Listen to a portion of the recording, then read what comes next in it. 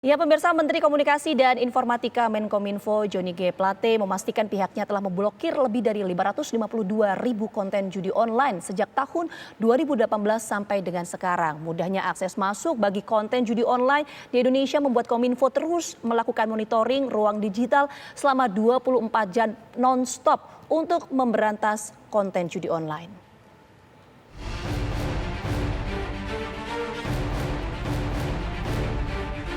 Menjamurnya konten judi online di ruang digital dikeluhkan sejumlah pihak.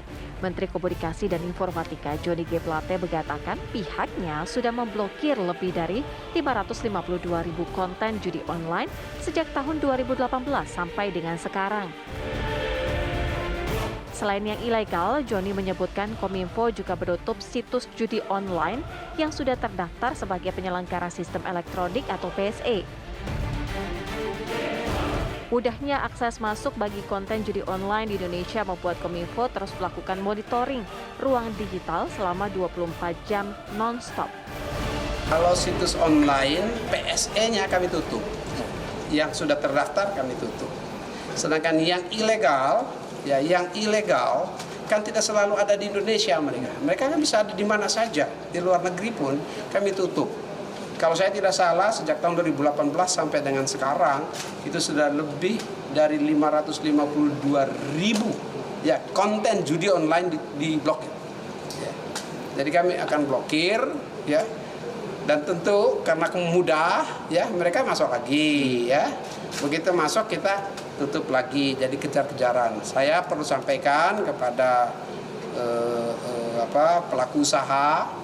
Kominfo mempunyai cyber drone di sini. Cyber drone-nya itu bekerja 24 jam sehari, 7 hari seminggu, non-stop untuk melakukan monitoring ruang digital. Kominfo juga sudah mempunyai surveillance system yang melakukan monitoring terhadap ruang digital. Johnny mengingatkan kepada para pelaku usaha untuk tak melanggar aturan lantaran Kominfo memiliki cyber drone yang bekerja memantau ruang digital selama 24 jam non-stop. Dari Jakarta, Yoga Gus Pratomo, TV One mengabarkan.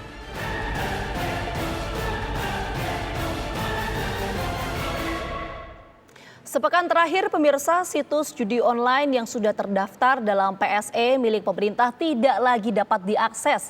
Sementara itu lebih dari 552 ribu konten judi online sejak tahun 2018 sudah diblokir dan pemblokiran masih terus dilakukan hingga saat ini.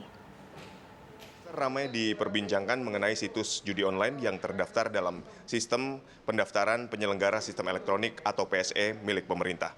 Bahkan di media sosial ramai tagar blokir Kominfo sebagai bentuk kekecewaan masyarakat terhadap Kominfo yang meloloskan situs dari judi online ini. Dan Menteri Komunikasi dan Informatika Johnny G. Plate menyatakan telah memblokir situs judi online yang sebelumnya disebut hanya sebuah permainan, meskipun telah terdaftar dalam sistem penyelenggaraan sistem elektronik atau PSE tadi. Dan Kominfo hingga saat ini telah memblokir lebih dari 552 ribu situs judi online sejak 2018 hingga saat ini. Dan saat ini saya sudah bersama dengan pemain yang telah meraup cuan dari judi online. Selamat siang, Mas. Dengan siapa? Dengan Tony. Baik. Mas Tony, bagaimana tanggapan Anda terhadap pemerintah yang telah memblokir 500 juta dari situs judi online hingga saat ini? Sebenarnya sih ada bagusnya juga ya ketika diblokir situs judi online yang sebanyak itu, karena ada beberapa yang belum terdaftar dan ada yang juga yang terdaftar, gitu aja sih. Baik, jadi Anda merasa ini bagus ya langkah ke depannya ya? Sebenarnya sih bagus untuk teman-teman yang maksudnya yang suka bermain. Ini sebenarnya keisengan aja sih sebenarnya, tapi menguntungkan gitu. Dengan modal dikit, meraup cuan yang banyak, ya seperti itulah gitu.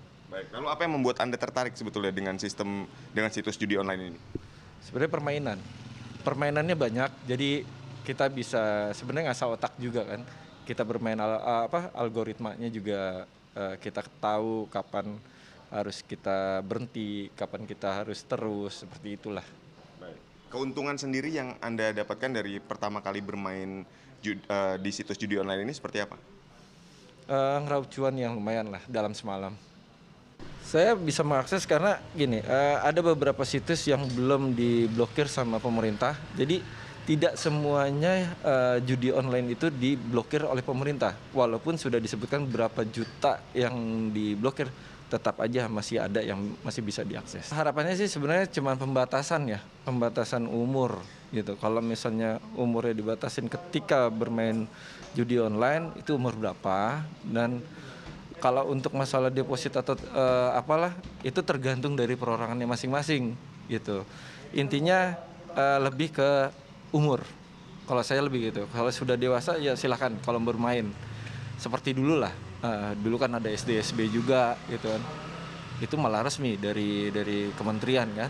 Seperti itu. Pemirsa, itu adalah wawancara saya dengan Tony yang merupakan salah satu pemain dari situs judi online. Dan memang ini masih menjadi PR besar bagi pemerintah untuk memblokir situs judi online. Dan tentu saja peran serta dari masyarakat minimal untuk tidak mengakses karena Indonesia ini merupakan pasar yang potensial sehingga situs-situs judi online ini terus bermunculan di Indonesia. Dari Jakarta, Aditya Nugroho, Teddy Suhendi, TV One mengabarkan.